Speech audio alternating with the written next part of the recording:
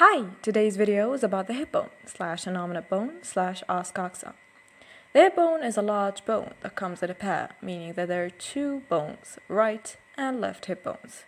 Now the latter two are not perfectly symmetrical.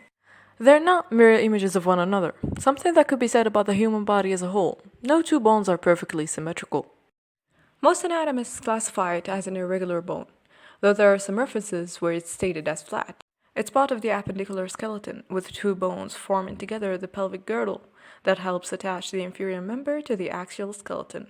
The two bones attach anteriorly through the pubic symphysis, or the symphysis pubis, a fibrocartilage amphiarthritis that attaches the anterior parts of the two bones that forms a distinct angle, known as the pubic arch. It also attaches posteriorly to the sacrum, forming the sacroiliac joint, and laterally to the femur, forming the hip joint, a fairly stable ball and socket arthritis. Now each hip bone is made out of the fusion of three separate bones, the ilium, the pubis, and the ishcium. The fusion of the three bones happens in a lateral concave articular surface called the acetabulum. Now in a younger subject, these three bones are not really flying around waiting for the day they can be together. They're just separated by a piece of Y-shaped cartilage that ossifies in stages through a process of secondary ossification. The acetabulum, the socket in our previously mentioned ball and socket arthritis, made out of two main regions, a peripheric, cartilage-encrusted and half-moon-shaped region called the lunar surface, and a central region not covered in cartilage and represented by the acetabular fossa and the acetabular notch. The ilium, the largest and most superior bone, made out of the following elements. The iliac crest, the superior border of the bone, fairly thick and can be separated into two parts, the anterior 2/3 and posterior 1/3, and when looked at from a horizontal plane presents a distinct curvature. It is convex outward anteriorly and concave outward posteriorly. About 5 centimeters from its anterior border, it presents the iliac tubercle, the widest part of the iliac crest, as well as a very important anatomical reference point. The iliac crest also provides attachment to important abdominal and core muscles, notably the quadratus lumbarum, the transverse abdominis, the internal and external obliques, the tensor fascia latae, and the latissimus dorsi. The anterior superior iliac spine is a bony projection at the anterior end of the iliac crest. It's palpable, meaning you can touch it when you feel your hips or when you painfully bang them at the side of a table. It provides attachments to the inguinal ligament as well as the sartorius and the tensor fascia latae muscles. The anterior inferior iliac spine is a prominence right underneath the previous one. It provides attachments to the very important iliofemoral ligament as well as the lesser known iliocapsularis muscle and the straight head of the rectus femoris. The posterior superior iliac spine. It's a projection at the posterior end of the iliac crest. It provides attachments to the oblique portion of the posterior sacroiliac ligament as well as the multifidus muscle. The posterior inferior iliac spine. It's also another projection at the posterior border of the ilium, and it provides attachments to part of the posterior sacroiliac ligament. The greater sciatic notch. It's a noticeably large notch in the posterior border of the ilium, and is turned into a foramen, a hole or an opening essentially by way of the sacrotuberous and sacrospinous ligaments.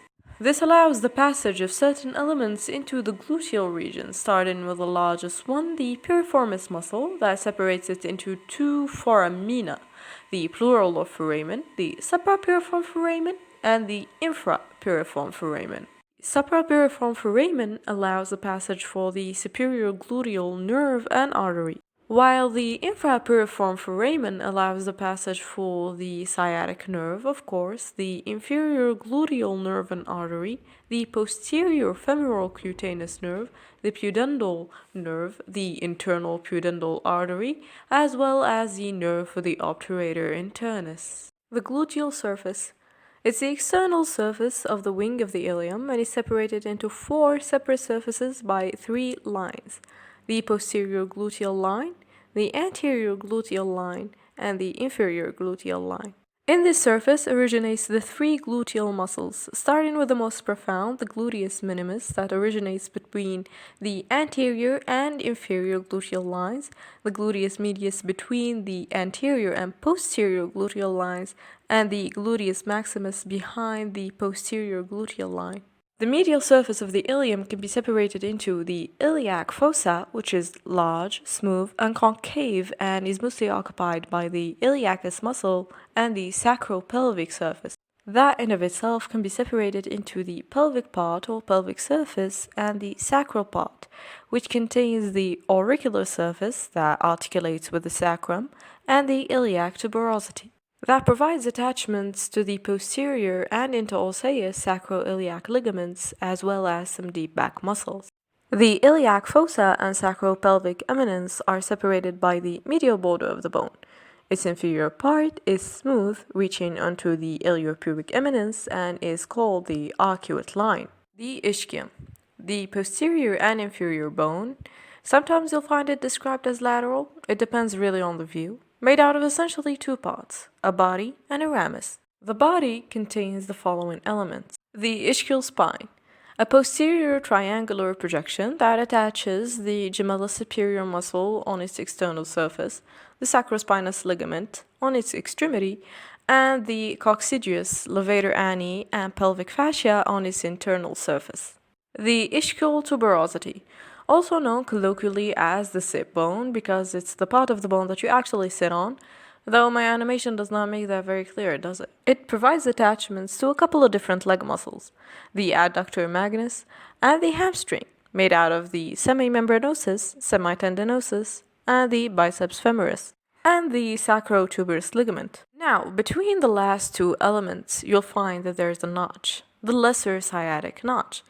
Much like its predecessor, it's going to be turned into a foramen or a hole by the way of the two ligaments, the sacrospinous and sacrotuberous. It also provides the passage of certain elements. This time it's the tendon of the obturator internus muscle, the pudendal nerve, the internal pudendal artery and vein, and the nerve to obturator internus. And you notice that the pudendal nerve and the internal pudendal artery go through both sciatic foramina. The pubis, the medial/anterior bone, made out of the following parts: a body and two rami, the superior ramus and inferior ramus. The most medial part of the body is called the pubic crest, essentially the brim of the bone. It provides attachments to the rectus abdominis and pyramidalis muscles, as well as the conjoint tendon. The pubic tubercle. Now, I found in some references that it's part of the body. In others, it's part of the superior ramus, and in some, it's part of both. But what you need to know is that it's an anterior rough projection that attaches the medial part of the inguinal ligament. That's it. The inferior ramus. It forms with the ramus of the ischium, the ischiopubic ramus, and attaches quite a lot of medial thigh muscles, starting with the adductor magnus, adductor brevis, and adductor longus, as well as the gratulus muscle. As for the superior ramus, it contains the pectineus line, where the pectineus muscle will be attached.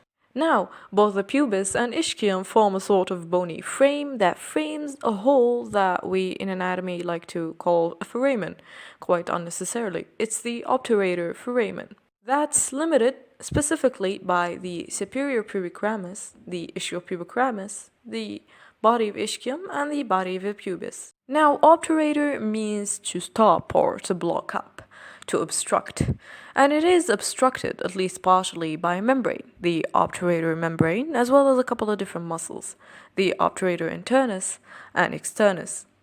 Now, I said it's partially obstructed because the membrane leaves a little canal, the obturator canal, that allows the passage for the obturator nerve, vein, and artery.